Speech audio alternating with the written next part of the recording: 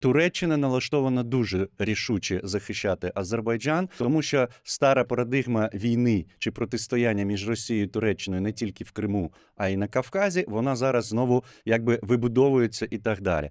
Я розмовляв з моїм колегою в Анкарі з Азербайджану, вони все чітко розуміють, підтримують, і вони готові до більш рішучих кроків. Це дає нам можливість переконувати в тому числі Туреччину. Хоча там багато людей, які все добре розуміють, але діють, виходячи з обставин нинішнього часу. Вони розуміють через ситуацію з Азербайджаном краще, ніж через війну в Україні, те, що хоче, прагне Росія. Для турків це більш ближче, зрозуміліше і так далі.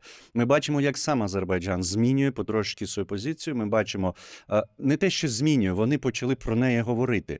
Азербайджан з самого початку підтримував територіальну цілісність, але тепер президент цієї держави відверто каже про непримирення з окупацією, з правильністю шляху України і українців, тобто це добре. І це дає нам можливість більше простору для пояснення туркам, чому Україна веде війну, чому вона чинить спротив і чому вона потребує підтримки саме Туреччини.